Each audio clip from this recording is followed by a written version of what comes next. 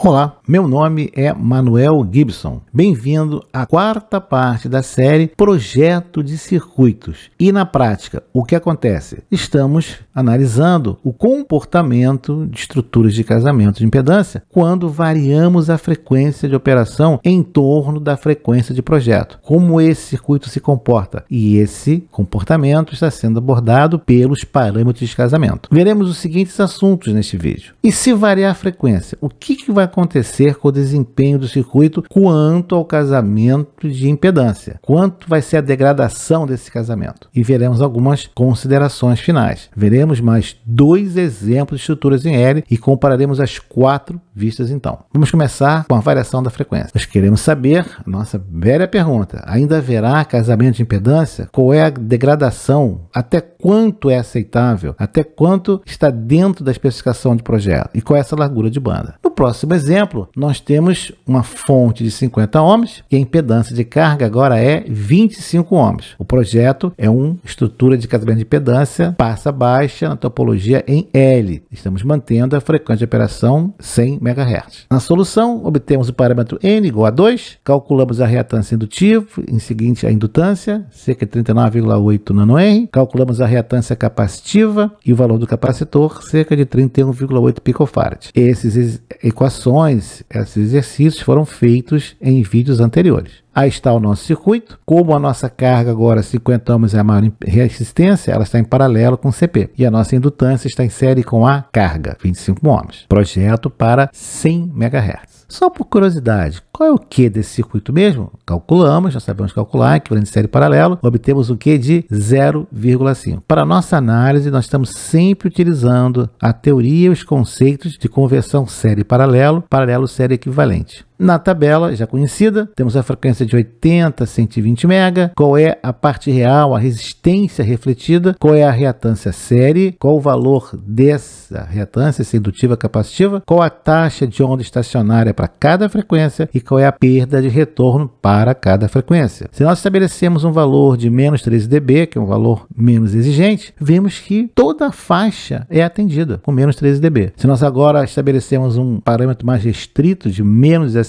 dB, quase toda a faixa é atendida. Interessante. O que aconteceu? Nós tivemos casos anteriores e vídeos anteriores que tínhamos uma pequena 5% de variação, mais ou menos 5%. Agora, temos em torno de mais ou menos 15% e mais ou menos 20% em torno da frequência central de casamento. Nós temos a impedância de carga série, na forma série, e agora normalizada para 50 ohms. Basta você dividir a parte real, por exemplo, 40,17 por 50, e obtém 0,8. Divida 5,81 por 50 e obtém 0,12. Assim que você faz a normalização para 50 ohms, porque é assim que é utilizada a carta de Schmitt. E esses são os valores que nós vamos plotar ou localizar na carta de Schmitt. Temos aí a frequência, a impedância série e a nossa carta de Schmitt. Vamos agora começar nossos parâmetros. Desde 80 MHz, 90, 100 MHz. Veja que em 100 MHz o projeto é praticamente 1 mais J0001. Então praticamente 50 ohms ou 1 na carta de Schmitt. Continuando, a nossa impedância refletida agora se torna capacitiva. Então de 80 a 100 MHz, lado de cima da carta de Schmitt, indutiva. Agora capacitiva, continuando para 110, 115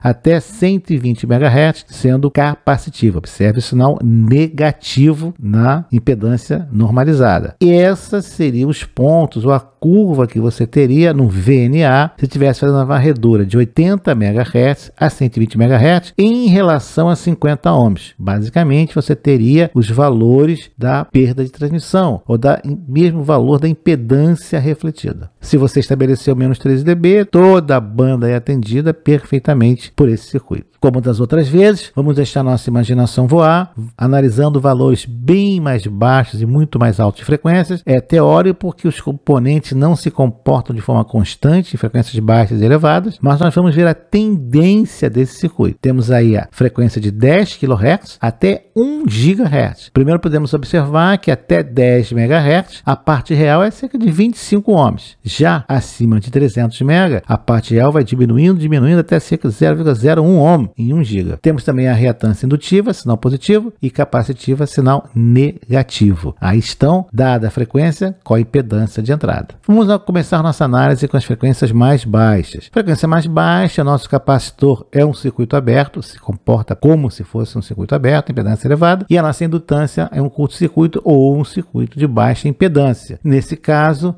a fonte está vendo praticamente a carga 25 ohms, e isso se reflete na impedância de entrada refletida, 25 mais J alguma coisa. Então, em frequências inferiores a 10 MHz, prevalece o efeito indutivo. A resistência é cerca de 25 ohms e a indutância vista 19,9 nanohenry. Vamos agora analisar acima de 300 MHz. Quando a frequência é alta, a reatância capacitiva é baixa, uma baixa impedância, e a reatância indutiva é elevada. Então, o capacitor em alta frequência se comporta como se fosse um curto e a indutância um circuito aberto. Isso vai se refletir em qual é a impedância refletida nos terminais da fonte. Vamos ver. Em frequências superiores a 300 MHz, o efeito capacitivo prevalece. A resistência vista é de fração de ohms, já que a reatância capacitiva é muito baixa em frequência alta. Praticamente é um curto-circuito aí. O valor da capacitância é cerca de 30 PF, que é o valor que você colocou no circuito teórico. Então, o circuito basicamente é o capacitor dando curto-circuito. No nosso próximo exemplo, agora, temos uma carga de 250 ohms, também em 100 MHz. De modo análogo, vamos calcular o valor parâmetro N, XL, L1, XC e C. Aí temos o valor dos componentes. Agora, como a carga é maior do que a fonte, em termos resistivos, o capacitor está em paralelo com a carga e a indutância em série com a fonte. Operação em 100 MHz. Só por curiosidade, calculamos o Q do circuito e encontramos 1. E aí está a nossa famosa tabela de frequência, a resistência refletida que a fonte vê, a reatância, o valor da impedância do componente, é um capacitor indutor, a taxa de onda estacionária e a perda de retorno em dB. Como sempre, vamos estabelecer primeiro menos 13 dB e vemos que podemos trabalhar de 90 a 110 MHz com folga. Mesmo mais exigente, agora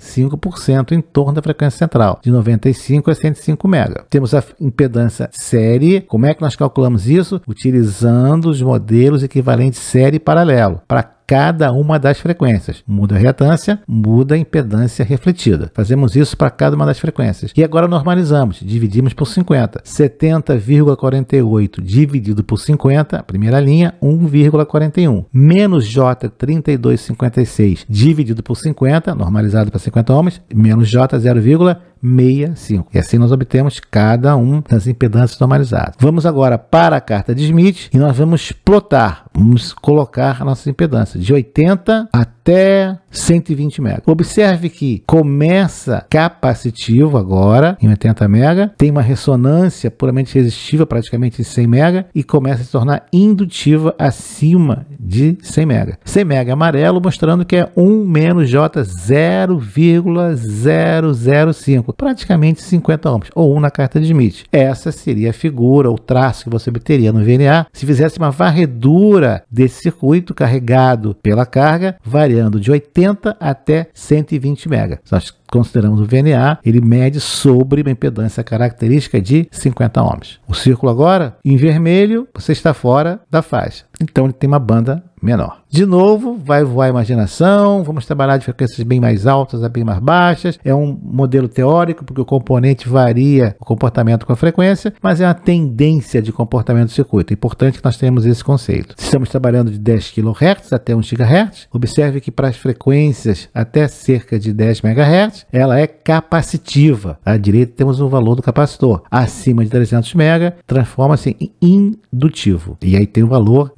do valor do componente, capacitor ou indutor. Para as frequências mais baixas, capacitivo. Frequências mais altas, indutivo. Aí está o circuito. Observe que logo em série, nos terminais da fonte, nós temos um indutor de 159 nano. Quando a frequência é baixa, esse indutor é praticamente um curto. Em seguida, nós temos o capacitor em paralelo com a carga, o capacitor é quase um circuito aberto. Não é de estranhar que nas frequências baixas, a resistência vista pela fonte praticamente 250 ohms e a carga, com uma pequena variação capacitiva. O capacitor é que está predominando no comportamento do circuito. Então, em frequências inferiores a 10 MHz, o efeito capacitivo prevalece, a resistência vista é cerca de 250 ohms, e agora, para as frequências mais altas, o indutor começa a se comportar como um circuito aberto e o capacitor se comportar como um curto. Isso explica porque o valor resistivo é muito baixo, 6,8 ohms a 0,6 em 1 GB. E o efeito predominante em série é indutivo, porque a frequência vai levando o indutor a uma reatância indutiva cada vez mais elevada. Em frequências superiores a 300 MHz, é o efeito indutivo que prevalece na resposta. A indutância é cerca de 150 nano, que é o valor que você tem no circuito. Vejamos agora algumas considerações. Vimos a comparação do exemplo 1, 2, 3 e 4. Nós temos o Q do circuito para cada exemplo. Repare que o Q foi dado pelos parâmetros do circuito, você não tem nenhum controle na estrutura em L. Em seguida, nós temos a BW, a largura de banda que esse circuito tem. Da tabela acima, qual é a conclusão que a gente pode chegar em relação entre o Q e a largura de banda? Claro, quanto mais alto o Q, menor a largura de banda. Quanto mais baixo o Q, maior a largura de banda. O que nós podemos fazer no circuito em L para aumentar a largura de banda? Nada, a não ser a relação de impedâncias e colocar circuitos L em cascata. Mas isso fica para um outro vídeo. Aí está o exemplo 2 e 3, que são os Qs mais baixos, apresentando, claro, maior largura de banda. Essa é uma das grandes limitações do circuito em L. É um circuito simples, mas não permite controle quanto à largura de banda. Por isso que nós dispomos das estruturas em π e em T. Nós vimos em vídeos anteriores e vamos abordar em exemplos futuros. Boa sorte nos projetos e nas análises. O que nós vamos ver no próximo vídeo? Vimos com razoável detalhes a estrutura em L passa abaixo. Veremos no próximo vídeo projeto e análise com a variação de frequência e depois com os componentes de um circuito de casamento de impedância passa baixa na topologia em π. Veremos π e T em vídeos posteriores. No próximo vídeo analisaremos a estrutura em π. Então, até o próximo vídeo.